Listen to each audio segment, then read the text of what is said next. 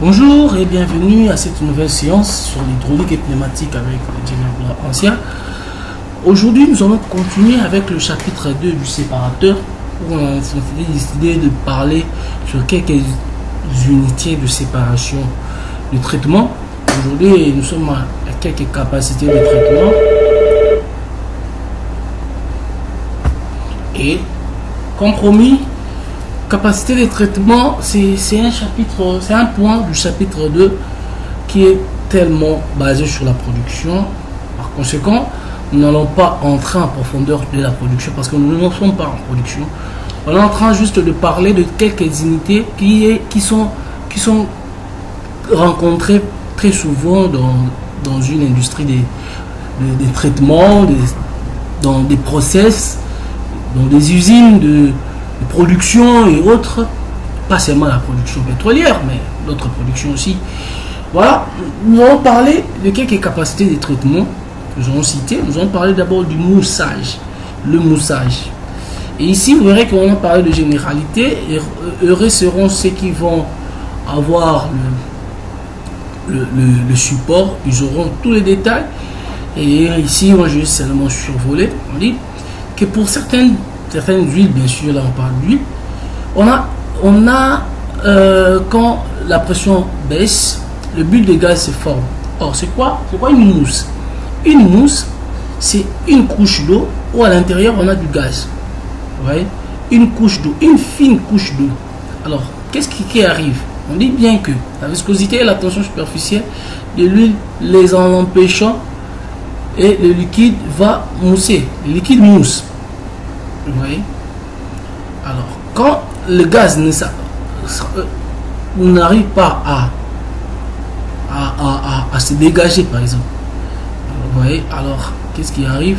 On a la mousse. Donc, mais à savoir que un liquide pur ne mousse pas.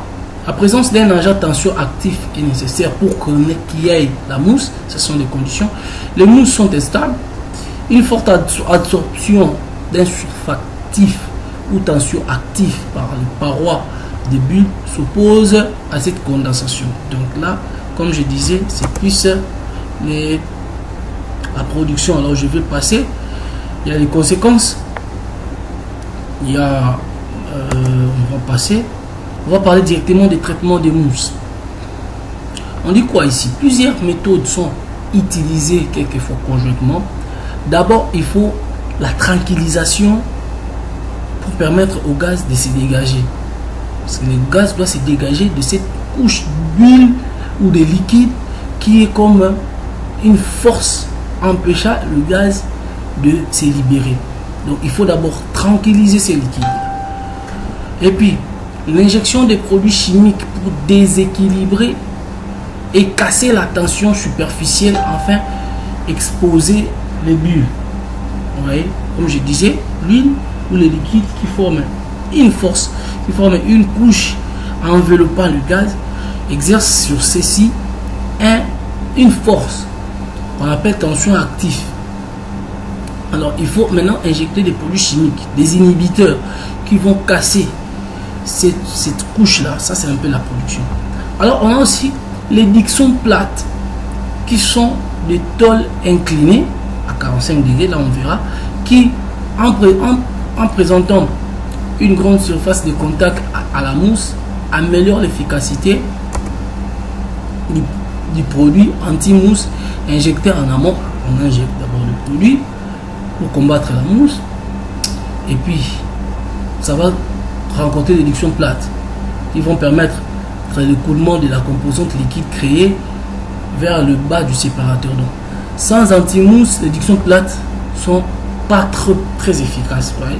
Déjà, les anti-mousses ont affaibli cette couche tension active et puis quand ça va rencontrer les dictions plates à 45 degrés avec le sens de l'écoulement, quand ça frappe, c'est un peu comme le jet qu'on avait dit avec les déflecteurs la fois passée au chapitre à la vidéo précédente. Ceux qui n'ont pas eu à regarder, il faut aller dans la chaîne pour voir des vidéos qui précèdent.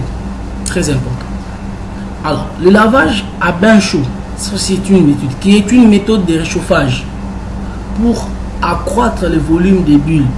Donc, quand on accroît le volume des bulles, ça veut dire que on va faire quoi? On va baisser la viscosité et la tension superficielle de l'huile. Donc, favoriser la libération des gaz. C'est comme si le gaz va gagner en température et en pression. Et par contre, ça va commencer à gonfler. C'est comme si on a insufflé du gaz. Parce qu'on va mettre le gaz un peu dans une situation où il va pouvoir vaincre la force de tension active. La tension active, qui est déjà une force, tension superficielle. Et puis, l'huile est diffusée dans un bain chaud, d'eau chaude, salée. Ce procédé est ancien mais efficace. Donc, on va faire que le gaz puisse se libérer. Et on aura des bulles de gaz qui vont se libérer. On aura peu de mousse. Voilà. Voilà un peu l'éduction plate. C'est là. Donc, ça passe et ça frappe. Après, on se libère. Nous avons cette unité qu'on va essayer d'analyser ensemble. L'entrée est par là. Entre par là. Il y a de l'eau salée ici. Il y a de l'huile et il y a du gaz. Ça, c'est comme un séparateur. Mais on fait entrer un brûleur qui va commencer à chauffer. Quand ça chauffe, directement, tout est accumulé à partir d'ici. Et quand on chauffe, le chauffage se fait à partir d'ici, le brûleur est juste là. Quand on chauffe, comme on avait dit, on venait de dire à la page précédente que le volume de gaz va commencer à gonfler jusqu'à ce que le gaz va se libérer de l'huile. On aura une bonne séparation grâce à cette chaleur ici qui va faire comme si c'est une ségrégation thermique. Le LC, les LC ici, vous allez voir ça plus loin. Ce sont des level control, ce sont des automates qui contrôlent les niveaux. Et avec là nous avons un flotteur. Ça aussi c'est un flotteur. Et ces flotteurs ici sont calibrés par rapport à leur force qu'on appelle la force d'Archimède, la poussée d'Archimède, calibrée par rapport à leur poids pour flotter entre, parce que il faut savoir, même dans l'air il y a la poussée d'Archimède, mais elle est faible. Donc pour le sachet est emporté par l'air, par la poussée d'Archimède. Donc ça dépend de la densité ou du poids du flotteur. Le sachet flotte dans l'air, mais le papier, parfois ça flotte pas. C'est comme ça, c'est la physique. Donc ces flotteurs est bien calibré de façon à flotter seulement entre le gaz et de l'huile. Et ces flotteurs ici peuvent flotter entre l'huile et l'eau salée qui a aussi une densité plus élevée que de l'huile. Donc là, c'est la sortie d'eau, la sortie d'huile et l'échappement des gaz. Par ici, on a un PC ici, c'est un pressure control. Donc, ça contrôle la pression et puis ça fait dégager du gaz. Donc, ça, tout ça, le PC, le LC, on verra ça, mais il faut persévérer dans ce cours. Donc, on verra ça un peu plus loin, qu'on va parler de la régulation, on va parler de tout ça, ça viendra. Donc on va, alors ça, l'entrée par là, et là nous avons des plateaux inclinés. D'abord, nous avons d'abord un diffuseur, ça veut dire, un diffuseur c'est comme un tamis, ça veut dire, c'est déjà, quand le fluide entre avec une certaine pression, une certaine vitesse, ça doit sortir par ces diffuseurs ici. D'abord ça casse les jets, ça joue le rôle du réflecteur, et puis aussi en sortant, ça, le fait que ça doit passer par des petits trous ici du diffuseur, des petits passages ici du diffuseur, alors déjà il y aura ces mouvements là qui va aussi casser certaines bulles, et le fait de frapper, vous voyez, ça frappe. Donc la conduite est remplie d'obstacles, et ces obstacles là font à ce que les bulles puissent être dégagées, vous voyez, le bulle puisse être dégagé pour enfin s'accumuler ici. Déjà, quand ça frappe, il y a du gaz qui s'échappe. Et puis quand ça s'échappe, bien sûr, le liquide va arriver jusqu'ici déjà avec le gaz qui se sont échappés en grande quantité. Et là, les gaz qui vont remonter au-dessus, ça va trouver l'extracteur de brouillard qui va retenir certaines gouttelettes d'huile aussi. Alors, le gaz va monter, un gaz qui sera presque sec ou même sec parce que l'extracteur de brouillard a retenu quelques gouttelettes d'huile ou de liquide, et là l'huile va sortir par là et le gaz sort toujours par le haut. La figure, c'est la figure 2, 3, ce sont des séparateurs. Donc bon, 1 c'était l'édiction plate, ça veut dire la première ici, nous avons l'édiction plate qui était là, vous voyez, et le deuxième c'est celui-ci. Il ne faut pas oublier que cette conduite d'entrée ici, qu'est-ce que ça fait? D'abord, on doit sortir par ici.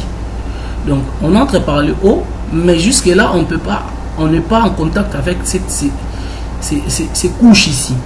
Couche de gaz, couche d'huile, parce qu'on ne saura pas sortir ici. On vient sortir par ici pour que, en remontant, on soit en contact avec la partie du chauffage, de façon que l'huile, bien sûr, cherchera toujours à avoir sa couche par rapport à sa densité. Le gaz cherchera toujours à monter en haut, mais le temps que ça monte là, ça rencontre le chauffage qui améliore de plus en plus la séparation ou le traitement. Et deuxième c'est le chauffage à bain d'eau salée, et troisième c'est le séparateur à gouttière. Ok, voilà, on passe, on prend le dessalage. Généralité, je disais que les généralités sont pour les producteurs, donc c'est juste un ajout, ça fait pas trop partie du cours, mais c'est quand même important. Il faut savoir le dessalage, on cherche à enlever les sels. En théorie, le problème de dessalage est simple, puisque le sel est soluble dans l'eau. Soluble dans l'eau. C'est-à-dire quand on a du sel, d'ailleurs, pour les producteurs, ceux qui savent, l'injection d'eau, on injecte, quand on a l'huile qui est trop salée, on injecte de l'eau douce de façon à ce que ça puisse diminuer la salinité de la production. Voilà. Le sel, puisque le sel est soluble dans l'eau et non dans l'huile. Donc l'essentiel du dessalage est résolu par les opérations de déshydratation. Il suffit qu'on puisse enlever de l'eau, alors une grande partie du sel ira avec cette eau-là. Parce que le sel ne peut pas rester dans l'huile. Ça doit rester dans l'eau. C'est toujours dans l'eau parce que le sel c'est en solution. Ça ne peut pas être en solution dans l'huile. Donc c'est toujours en solution dans l'eau. Là on ne peut pas en parler trop. Donc il peut être nécessaire de recourir à une dilution de sel avant de déshydrater. Ceci est nécessaire si du sel cristallisé est en suspension dans l'huile parce que la phase eau est saturée en sel ou inexistante suite à une vaporisation. Je passe. Voilà, on parle de limitation contractuelle, eau moins de 1%, sel moins de 60 mg, tout ça, performance, machin. On passe. Bon, ce qui nous intéresse plus, c'est un peu plus en avant. Voilà. Qu'est-ce qui arrive? On a un déflecteur. L'entrée est là, on a un déflecteur qui va casser le jet. Paf. Et ça entraîne tout ce qui entre là par la première partie ici où nous avons passé par, donc, il y a ce qu'on appelle les chicanes. On a 5 chicanes perforées et puis là on a la sortie huile et gaz dissous en haut, eau libre ici en bas, la sortie de l'eau ça sera là. On a le sand jet. C'est quoi le sand jet? Le sand jet, c'est une opération, d'ailleurs on appelle l'opération sand jetting. Cette opération consiste à pomper de l'eau dans le séparateur. Vous voyez, on pompe de l'eau ici dans le séparateur. Donc l'huile déjà s'accumule ici. Quand ça s'accumule là, jusque là, dans le chicane là, on va pomper maintenant de l'eau Et pour ces dessalement, on va pomper de l'eau douce, pas de l'eau de prod, parce que l'eau de prod déjà aura beaucoup de sel. On va pomper l'eau douce qui n'a pas de sel, en théorie.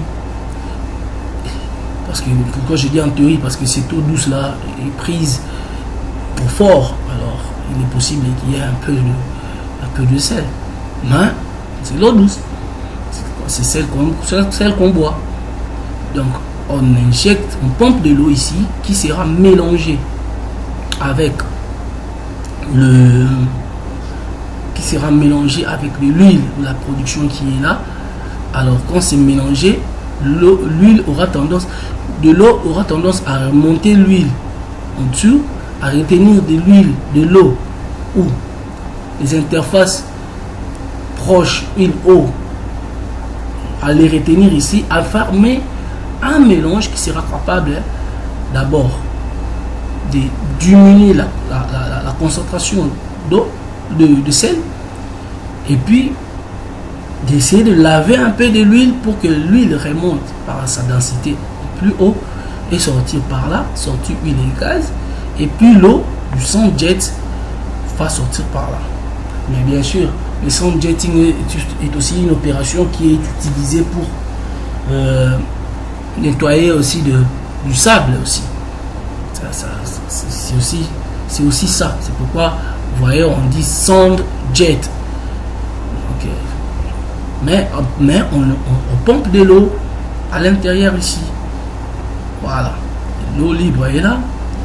Les chicanes ici, déjà c'est le fait de faire le mouvement en tout moment et de frapper les chicanes. C'est comme si on était en train de malaxer avec une cuillère pour que l'huile et l'eau puissent se mélanger et puis que l'huile se dégage de l'eau plus rapidement. Voilà, parce que la production est censée être continue, hein. Faut pas oublier ça. Voilà. Donc, on passe. On va prendre celle-ci. Cette unité ici, ce vaisselle ici, où l'eau entre par là, et plutôt l'eau sort par là, l'huile sort par là, le gaz sort par là, l'entrée triphasique est là. Vous voyez, ça c'est triphasique, on a 3 phases. Qu'est-ce qu'on a? À l'entrée, on a l'extracteur de brouillard. Ça c'est le contrôleur des niveaux. Contrôleur de niveau d'huile, contrôleur de niveau d'eau. On avait dit c'est la différence de flotteurs et tout. On a de LCV qui sont là, qui vont s'ouvrir par rapport à la consigne que le contrôleur va donner. Je veux dire, le LC va donner la consigne à la LCV, à la vanne de LC, en quelque sorte, le level control valve, on verra ça, je vais dire, qui va s'ouvrir par rapport à la consigne donnée par là. Ça veut dire, la consigne c'est quoi?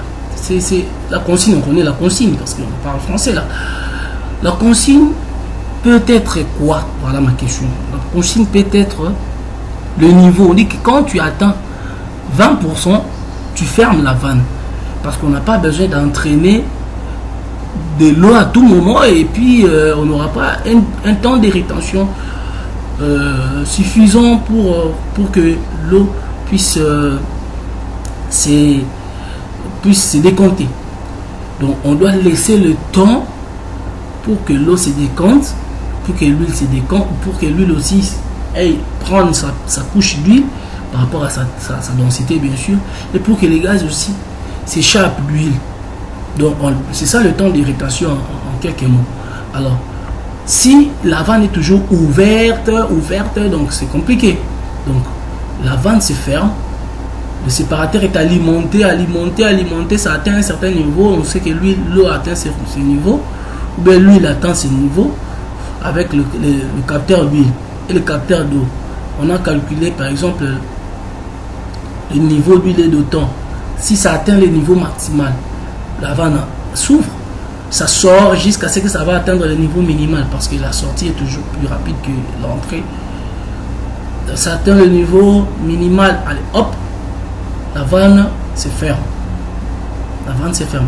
Si le niveau d'eau essaye de dépasser ici, risque d'être entraîné par le canal d'huile, alors hop, la vanne s'ouvre, on baisse jusqu'à un certain niveau minimal, ça donne la consigne ferme-toi.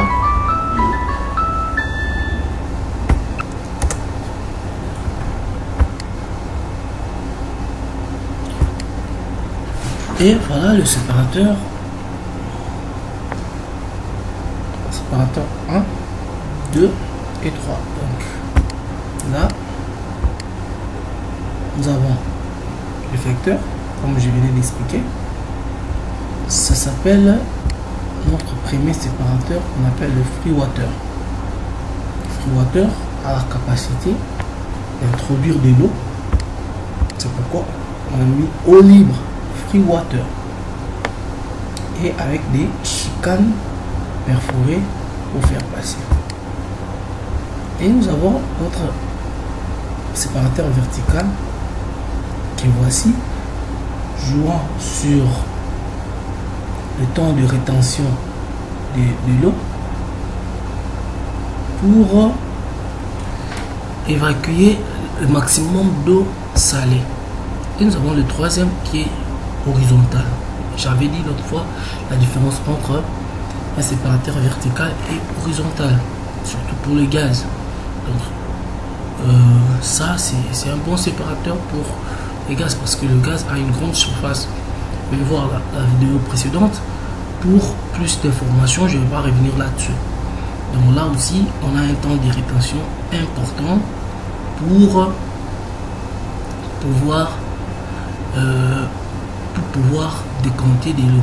Mais à savoir que ici, par rapport aux autres, ici il n'y a pas de débordement pour l'huile. Ici il y a seulement la décantation, huile, eau. Mais il y a quand même triphasique parce qu'il y a trois sorties de phases différentes. Mais là, il y a une plaque de débordement quelque part là. Ça veut dire l'eau ne peut pas déborder. Si en tant qu'il y a de l'huile, c'est de l'huile qui va déborder. Et il y a un contrôle de niveau ici et un contrôle de niveau d'huile. Ici il n'y a que de l'huile et ici il y a l'interface huile et eau. Mais là, il n'y a que de l'huile. Donc quand l'entrée, le fluide entre par là, il y a le temps de rétention ici, les temps nécessaires pour que l'huile et l'eau puissent se décompter. Mais en même temps, l'huile ne peut pas être recueillie si elle ne déborde pas. Donc pour qu'elle déborde, l'eau doit suffisamment être décomptée, l'huile doit être au-dessus.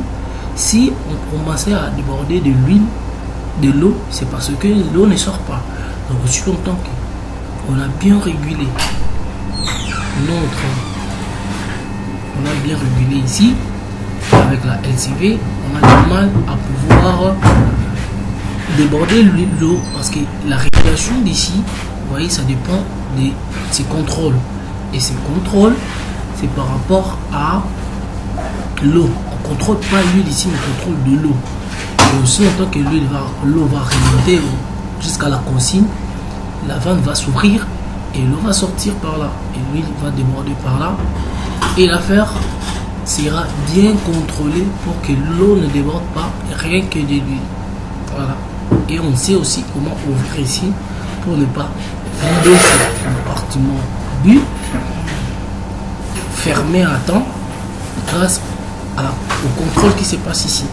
Donc voilà un peu ce qu'il y a à retenir pour l'horizontale. Nous prenons pour le réservoir de décantation pour wash tank. En ce qui concerne le réservoir de décantation wash tank, la notion de wash tank est attachée au principe qui consiste à faire barboter la production dans de l'eau maintenue au fond de bac. Ça se comprend clairement. Lorsque l'émission est peu solide, ce barbotage peut la rompre par fatigue des films émulsifiants. Les wash tanks sont également utilisables pour résoudre les problèmes de sel cristallisé, essentiellement en suspension dans l'huile.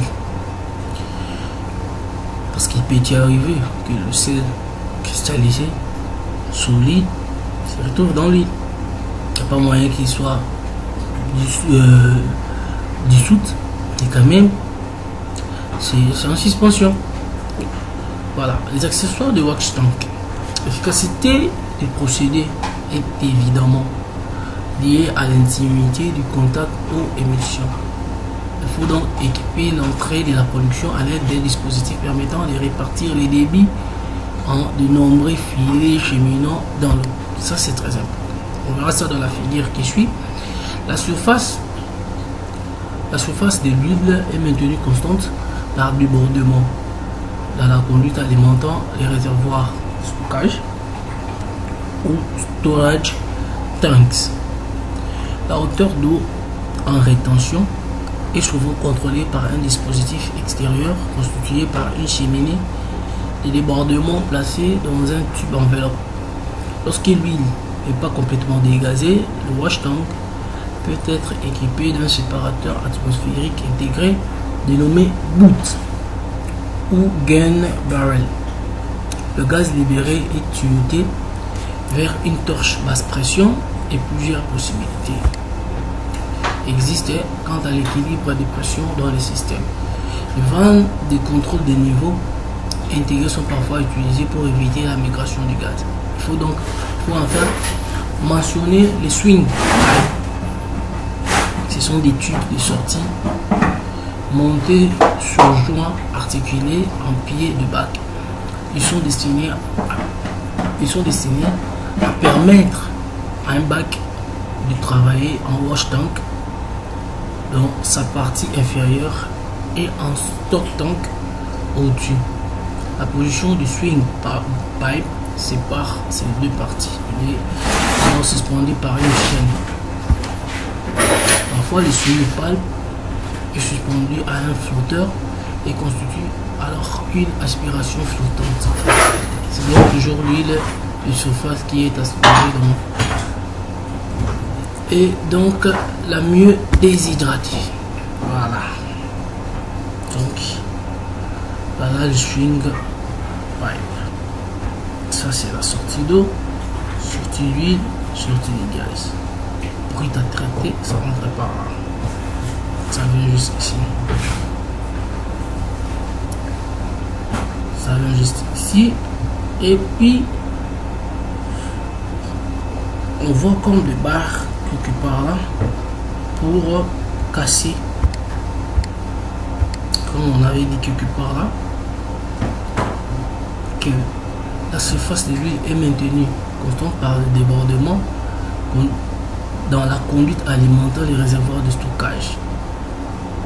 La hauteur en rétention est souvent contrôlée par un dispositif. Par ici, lorsque l'huile n'est pas complètement dégazée, le wash tank peut être équipé d'un séparateur. Non, bon, c'est pas grave. C'est ici, voilà. Il faut donc équiper l'entrée de la production à l'aide d'un dispositif permettant de répartir les débits en de nombreux filets en cheminant dans l'eau. Voilà, c'est là. Donc, c'est ce qui se passe ici. C'est pour répartir les débits. Alors, ici, on contrôle les niveaux. Et là, c'est compartiment d'huile où va se déverser de ce niveau ici qui va monter, va déverser ici. Donc la partie qui est comme dans un tank d'huile, et c'est à ce niveau ici qu'on va garder l'huile pour faire sortir. Mais pour arriver là, l'eau aura suffisamment du temps pour se décompter là. Ok, et puis le gaz va s'échapper ici, mais il faut faire très attention parce qu'il peut y arriver facilement que l'huile soit entraînée par là. Alors c'est là où vient jouer un grand rôle le contrôleur de niveau par devant. Donc il est clair que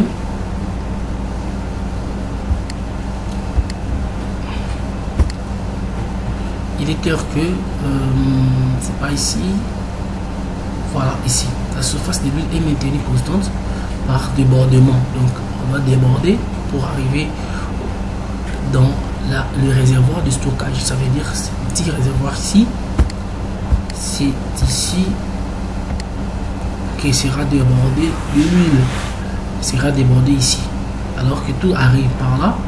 Mais puisque l'huile aura toujours tendance à garder le dessus par rapport à l'eau, alors ça va être là, là au-dessus, et puis ce sera ce qui va se déborder dans ce compartiment ici. Pendant ce temps, l'eau reste par là. Et les niveaux, le contrôleur de niveau permet à ce que on contrôle les niveaux d'eau, le niveau d'huile, et puis aussi longtemps que l'huile n'a pas atteint le niveau de débordement, on ne peut pas ouvrir la vanne d'eau. On va continuer à remonter jusqu'à ce que l'eau va atteindre le niveau d'huile, des débordements. Là, on voit que maintenant on commence à aller vers la sortie du gaz, ou soit à atteindre le niveau de maximum. Qu'est-ce qu'on fait? On ouvre de l'eau pour baisser un peu de niveau et garder un niveau acceptable. Donc c'est clair par là. C'est la même chose qui arrive ici. Bruit à traiter, paf, ça rentre par là, pouf, ça tombe par là, et voilà, ça rentre par là plutôt, et ça remonte comme ça. L'eau, l'émission, ça veut dire là où il y a un mélange entre eau et huile, et là c'est l'huile sort par là, le gaz sort par là, et puis l'eau sort par là. Siphon, ajustable, ça veut dire siphon, ça veut dire là où un tuyau fait ça, comme un serpent là, ça s'appelle siphon. Voilà, on passe. Et là, ce sont des tubes perforés, l'extrémité obturée, donc c'est ce qui se passe soit là, pour répartir le débit comme on a dit. Mais je crois que c'est plus là. Ça aussi, on peut utiliser les mêmes tubes. Donc, ce sont des tubes qui sont perforés avec extrémité obturée, donc pour permettre à ce que l'écoulement ne sorte que par la partie perforée. Et on va prendre, donc le premier c'était notre wash, donc les deux ce sont des wash tanks, ça c'est traitement mécanique, ça c'est traitement dispositif de répartition des débits. Voilà. Maintenant, appareil de réchauffage. On va parler des appareils de réchauffage. Les échanges thermiques sont facilités par, ça c'est très important, l'air de surface d'échange. Ça veut dire quoi? Quand il y a un corps chaud et un corps froid, automatiquement, si tu as chaud et que tu veux avoir froid, il suffit pour toi de faire quoi? Tu laver, parce que l'eau que tu laves, si c'est froid, alors tu auras une température. Même si tu prends je sais pas, un linge ou un habit, tu trempes dans l'eau froide, tu mets sur ta peau, tu auras froid. Parce que qu'est-ce qui se passe à ces moments-là? Je vais d'abord citer l'air des surfaces d'échange, donc doit être en contact. La différence des températures, chaud et froid, par exemple 25 degrés et 40 degrés ou bien 70 degrés. La vitesse et turbulence des fluides, là, c'est dans les réchauffeurs d'échange. Je vais d'abord parler par rapport aux deux points ici. Qu'est-ce qui se passe? C'est important parce que je vais encore peut-être revenir là-dessus quand je parlais de changer de chaleur, par exemple. Qu'est-ce qui se passe dans les échanges thermiques? L'échange thermique, c'est quoi? Ça veut dire le corps chaud a plus d'énergie, a plus de travail. Le corps froid est supposé en avoir peu. Quand les deux corps sont en contact, alors la chaleur du corps chaud est transférée dans le corps froid qui est en déficit. Donc le corps froid prend l'énergie de le corps chaud. Alors le corps chaud qui cède l'énergie au corps froid, alors il baisse les températures parce qu'il baisse l'énergie, il baisse de la chaleur. Donc son qui baisse, d'où avec la formule de l'entropie, la température baissera aussi. Si l'entropie par exemple peut rester intacte, alors la température baisse. Donc c'est un peu des principes de la thermodynamique. Ces principes-là permettent à ce que le corps chaud devienne froid et le corps froid devienne plus chaud jusqu'à l'équilibre, bien sûr, jusqu'à ce que on aura la même température. On sait déjà que celle-ci va remonter, cette température va remonter jusqu'à tel point et ce qui est chaud va baisser jusqu'à tel point. Alors c'est ça le point d'équilibre, c'est ça le point qu'on veut atteindre. Donc ça c'est les deux températures qui avaient des différences, quelque chose sera différence 0. Voilà. Maintenant la vitesse et la turbulence des fluides, ça aussi ça compte, parce que aussi longtemps que la vitesse est trop rapide, ça donne peu de temps de contact, tout et tout, ça influence quelque chose. D'autres facteurs interviennent également en retardant les échanges. Ça, c'est ce que je veux dire. L'encrassement des surfaces d'échange, ça aussi c'est important. La viscosité de l'huile à réchauffer, ça aussi c'est important, parce que l'huile doit devenir d'abord fluide et puis pouvoir, donc l'énergie sera perdue dans la fluidification de cette huile. C'est pas directement que ça va commencer à avoir de la chaleur ou bien à perdre de la chaleur. On prend le premier et le réchauffeur. Le réchauffeur qu'on appelle le heater. Okay? La chaleur est produite dans un tube de flamme. C'est un tube en tôle roulé soudé, assemblé sous forme d'épingle U. On va voir ça. Une extrémité est équipée du brûleur dans une extrémité et l'autre de la cheminée. Bon, la cheminée, par exemple, on connaît ce qu'on peut cheminer de la fumée ou autre. La combustible le plus fréquemment utilisé est le gaz, parce que souvent disponible à partir de la production, on en a en masse. Les brûleurs à gaz sont généralement simples et utilisent des tirages naturels. Ils peuvent être équipés d'un arrêt de flamme. On a vu l'arrêt de flamme à l'aspiration d'air. Dans ce cas, l'allumage est électrique. Bobine, magnéto, piézoélectrique. Arrêt de flamme, on a vu. Ceux qui n'ont pas vu, veuillez voir les vidéos précédentes. Certains réchauffeurs sont catalogués H2S service. Dans ce cas, le tube flamme permet la combustion des gaz contenant de l'H2S. Il faut faire attention avec ces H2S. Bon, la régulation de température est généralement assurée par une vanne thermostatique modulant le débit du gaz, bien sûr, et actionnée par la dilatation d'un liquide renfermé dans un bulbe. Une veilleuse assure la permanence de la flamme. Les réchauffeurs modernes sont équipés de dispositifs de sécurité de flamme destinés à couper l'alimentation générale en gaz combustible, fuel gaz. Si la flamme venait à être essoufflée, plusieurs principes sont utilisés.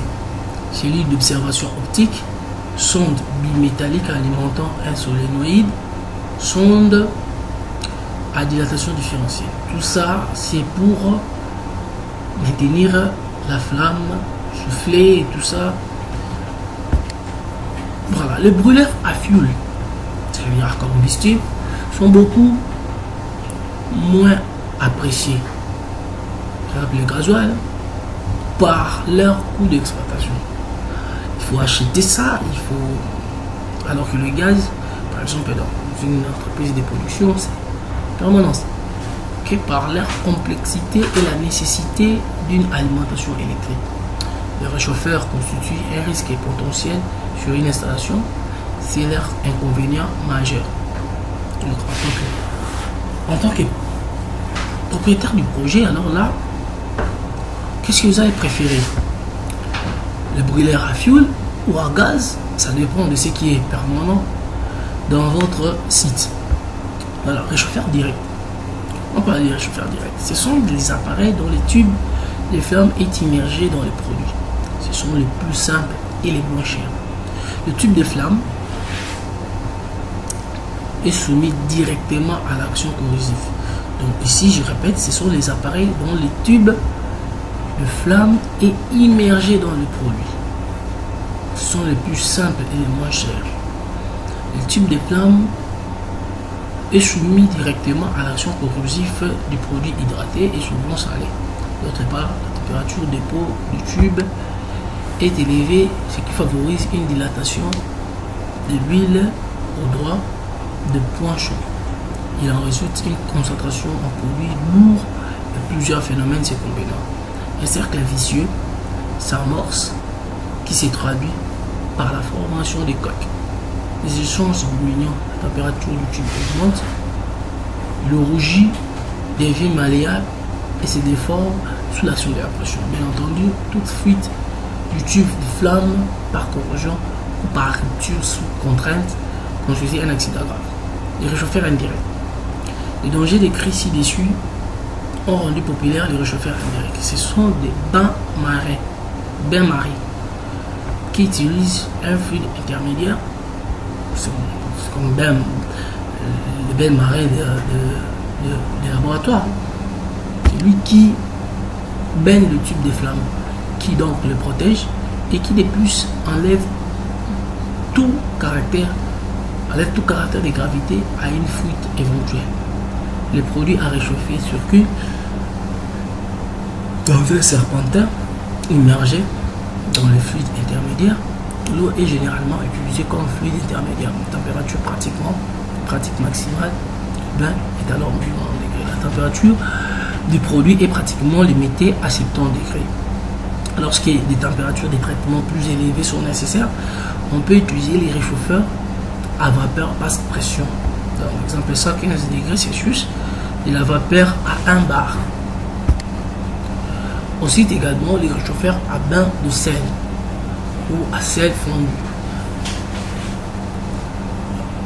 Donc, ce sont nous ne connaissons pas d'application de ces appareils en production. Voilà, on va commencer par celui-ci. Nous avons ici l'entrée d'air suffisante par là et le brûleur est juste là. Vous voyez, ici nous avons la sortie d'huile. D'abord nous devons voir l'entrée d'huile hydratée. Donc l'huile est toujours avec les déflecteurs, ça arrive ici, ça, et là nous avons la sortie d'eau. Ça entre deux tubes 4 pouces répartiteurs de fil. Donc ça vient par là, ça rentre là, ça doit sortir par là, et la sortie d'huile est par là, la sortie d'eau est par là. Mais non, c'est anneau réfracteur tube à feu.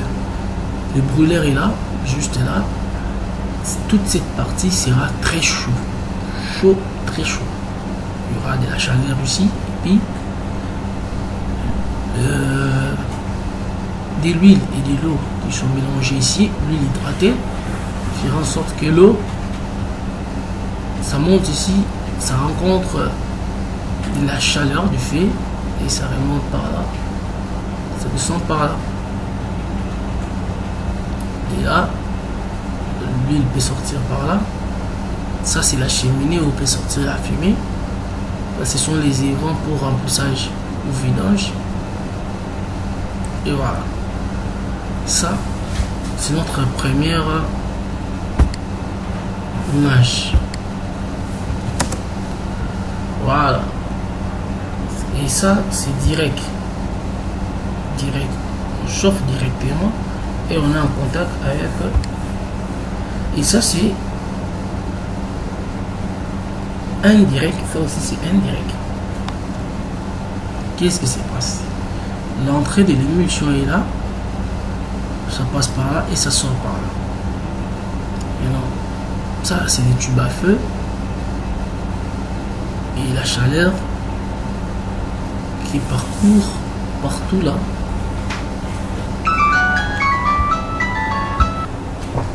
Donc on comprend ici que il y a un peu du feu là, le tube à feu, et il y a un liquide qui baigne ici. Donc bain-marie, il y a un liquide qui baigne ici, qui est réchauffé, vraiment réchauffé. Et quand ça prend de la chaleur, nous avons notre fluide qui passe ici et ça prend de la chaleur de ces fluides qui est là. Alors, quand ça prend sa chaleur, lui, on augmente sa température, comme on avait dit. La même chose ici, donc deux tubes à feu, ça là, c'est un peu comme ça. L'entrée est là, ça fait ça, ça revient ici, ça monte comme ça prend entrée, sortie, entrée, sortie, entrée, sortie. Jusqu'à ce que ça passe par là, il y a une buse ici, et ça rentre par ici, ça part entrée, sortie, entrée, sortie, entrée, sortie, entrée, sortie, jusqu'à ce que ça va sortir par là. Tout en se baignant dans le fluide qui est chauffé. C'est pourquoi on parle d'indirect. Pendant que ce qui est direct n'a pas de fluide intermédiaire. Directement, on est notre fluide à chauffer, notre huile est là. Et là, directement, on a du feu. C'est pourquoi quand il s'agit de fluide, ici c'est très dangereux. Alors ces dangers-là, ces risques-là qu'on ne veut pas, alors on met un fluide intermédiaire. Donc il s'agit bien de ces risques-là. On parle ici des dangers décrits ci-dessus. Donc en cas de fuite, on est mal barré. C'est pourquoi on préfère utiliser un fluide intermédiaire. Voilà, et on passe. On va parler maintenant des systèmes caloporteurs. Ça, c'est très important, mais les systèmes à fluide caloporteur. Caloporteur, c'est le fluide qui porte de la chaleur. C'est un peu ça. Il y en a beaucoup, mais je vais passer parce que ça, c'est plus concerne plus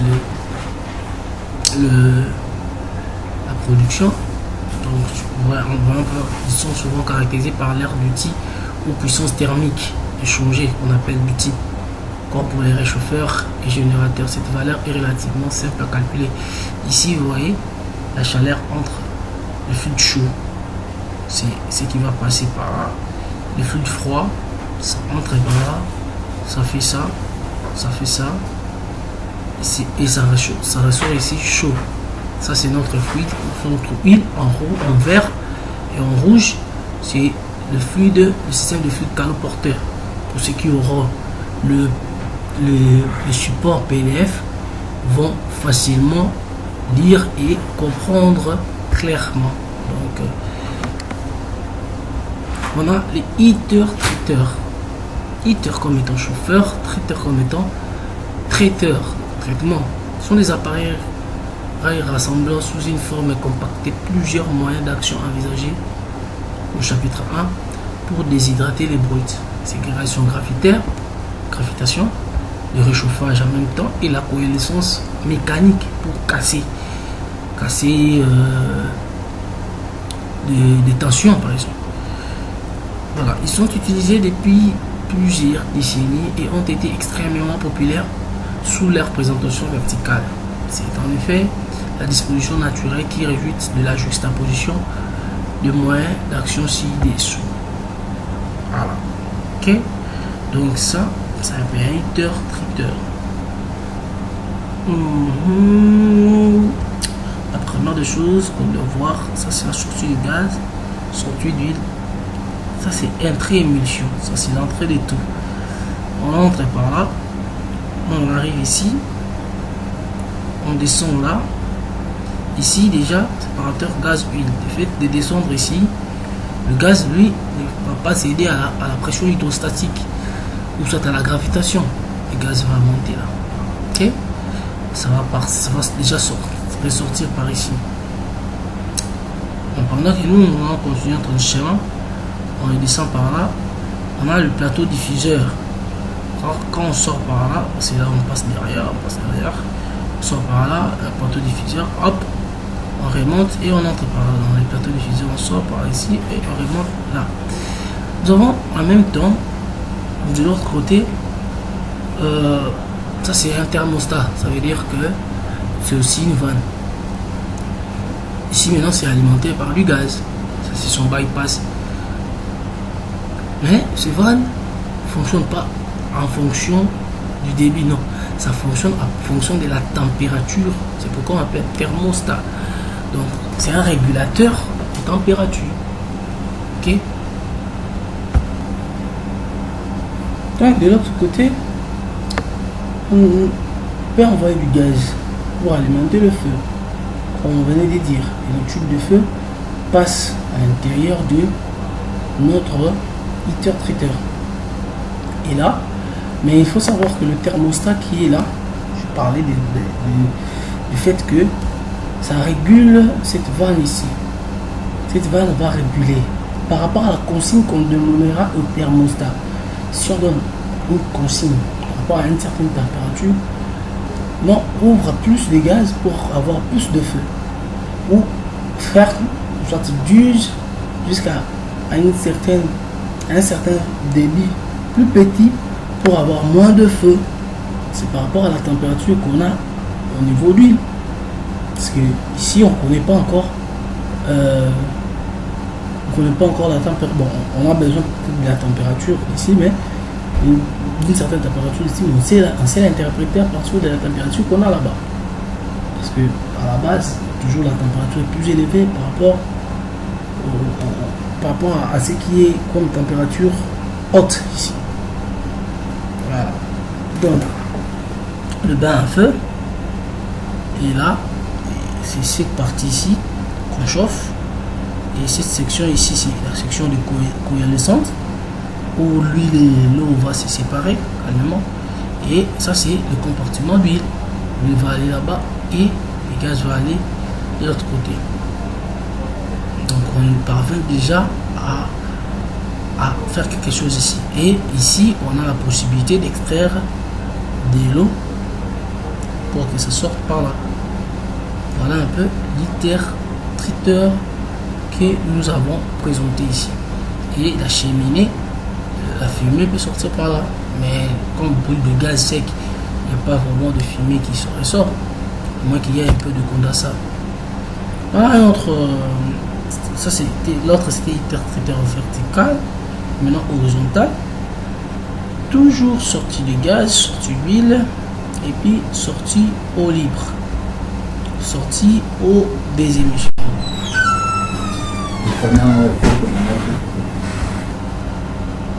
Et puis l'entrée des produits, c'est à ces niveaux.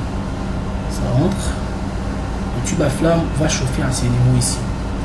Pendant que ça entre, il y a une plaque plutôt de débordement qui se trouve à ces niveaux-là. L'huile et l'eau vont se décanter ici. L'eau va sortir ici. Il y a un répartiteur aussi là. Et on a un contrôleur d'interface à ces niveaux. On contrôle l'interface. À partir d'ici, on contrôle l'interface huile et eau. L'huile va bien sûr déborder ici après avoir été réchauffée par le feu, là, juste là. Les gaz, bien sûr, va s'échapper ici. Paf, puisque la conduite de débordement, ça passe par ici et ça arrive là. Quand ça arrive là, ça descend par là. Ok, donc ça va remonter, passer de l'autre côté, que l'huile sorte par là. Et là, on a des contrôleurs d'interface aussi. Alors, l'eau l'eau libre va sortir par ici, et l'eau désémissionnée qui n'aura plus d'émission va sortir par ici, parce que ce qui va déborder ici sera de l'huile avec un peu d'eau, et il y aura cette eau là, ce sera l'eau qui est mélangée avec de l'huile. Entre autres, c'est l'eau émulsionnée, parce que l'émulsion c'est un liquide dans un autre liquide. Et là maintenant la partie qui occupe la grande partie, c'est de l'huile, et l'eau se trouve émulsionnée. L'émulsion c'est okay. Alors quand cette huile là qui contient des émulsions d'eau passe par là, ça c'est un contrôleur de niveau d'huile, parce que quand ça déborde, ça va garder à un certain niveau là. Alors quand ça part par ici, ça rencontre ces répartiteurs aussi, ça va passer par là et remonter. Ça passe par là. Ok, alors à ce niveau ici, ça va commencer à garder le même niveau là-bas et ça va sortir, aspirer par là. Il se va sortir de l'autre côté. Ça va sortir de l'autre côté, vous voyez. Quand ça sort de l'autre côté, c'est qu'il va cette fois-ci s'accumuler ici au fond.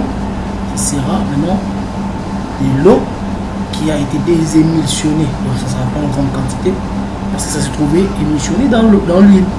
Et puis ça va passer par le matelas de friture du bois, là où l'huile sera aspirée ici par une pompe. Voilà. Sortie d'huile, sortie gaz, sortie eau désémulsionnée, sortie eau libre. Ça c'est l'interrupteur horizontal. Voilà, maintenant les triteurs électrostatiques. Le triteur électrostatique. Qu'est-ce qu'on dit? On dit que la coalescence électrique a été utilisée initialement en raffinerie pour dessaler les charges de topping. L'huile émulsionnée est préalablement réchauffée à un échangeur. Voilà. Donc là, ça c'est un dessaleur ou un déshydrateur électrostatique.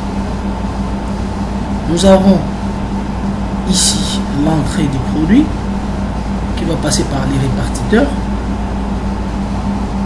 Ça va passer par les répartiteurs. Nous avons une grille de masse, une grille haute tension. Grille de masse c'est là, et ça c'est grille haute tension. Isolateur de suspension. Et là, on a le transformateur, le réacteur ou bien le transformateur pour fournir de l'énergie électrique. L'entrée haute tension, ça rentre par là. On a le flotteur de sécurité. On a l'alimentation électrique basse tension par là. Et puis on a le contrôleur d'interface qui est le niveau à glace ici. La sortie d'huile, ça sera de l'autre côté. Bien sûr, ça sera aussi aspiré, toujours en fonction du contrôleur. Parce que l'huile n'est pas faite pour sortir de eau. Quand l'huile doit sortir de eau, sera très souvent aspiré par une pompe. Voilà. Donc ici, le courant électrique va casser les émissions. Parce que rappelez-vous que l'eau est un conducteur électrique, et l'huile n'en est pas un. Donc, à travers la conduction électrique de l'eau, la conductibilité électrique de l'eau, il y aura possibilité de casser les émissions et ainsi on va aussi récupérer par cette séparation, par cette bonne séparation d'huile et de l'eau, on va récupérer facilement du sel qui se trouve émulsionné dans de l'huile. Et là, nous aurons la sortie d'eau et la sortie d'huile qui sera aspirée par là. Voilà. Et ça serait tout pour notre chapitre des restant. Voilà. Donc, nous avons vu un chapitre très important à vous d'en juger pour ce qui reste. Le prochain chapitre, nous verrons les filtres et les crépines. Ça, c'est toujours parce que le filtre, on connaît l'importance. Les crépines, on connaît l'importance. Alors, tout ça, c'est utilisé dans les industries, dans le process des industries, pour pouvoir combattre ce que vous connaissez, ce que nous allons découvrir ensemble. Alors, abonnez-vous en masse, likez, partagez et je vous donne rendez-vous pour la prochaine vidéo.